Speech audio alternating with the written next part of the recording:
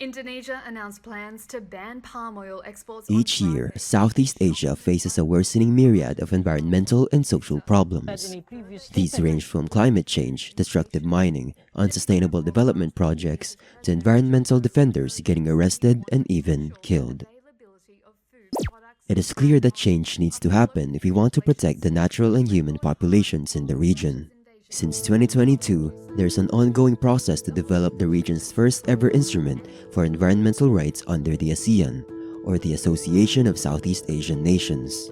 Other regions already have this kind of instrument, the Escazú Agreement in Latin America and the Ars Convention in Europe.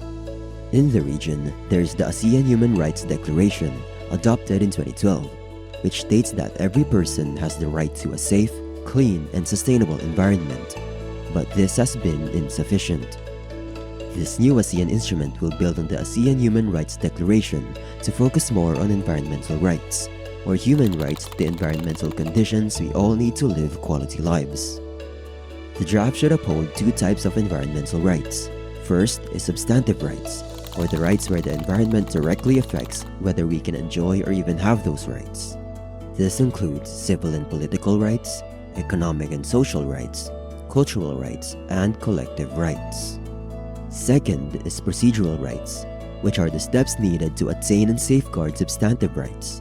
These include the three fundamental access rights: access to information, public participation, and access to justice.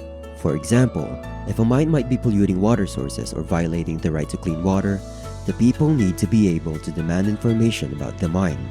They should also be consulted by the government about possible remedies and be able to bring complaints to courts. The development of an instrument for environmental rights in ASEAN is led by the ASEAN Intergovernmental Commission of Human Rights, or ICHAR.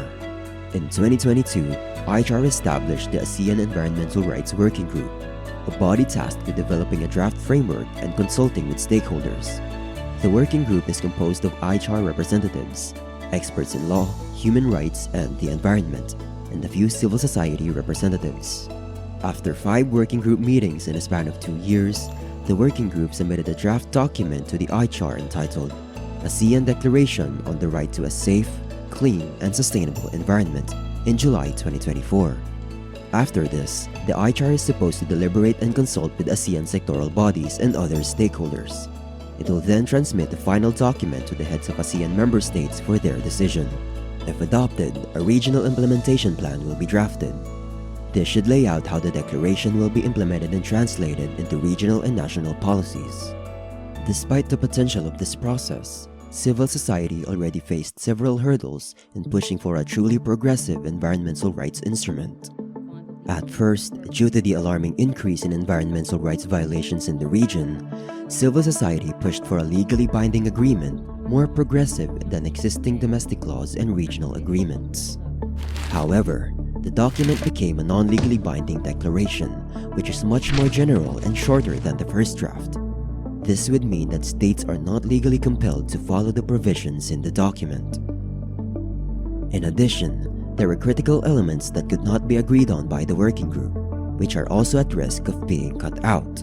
This includes the recognition of indigenous people and other vulnerable groups, protections for environmental human rights defenders, and environmental impact assessment.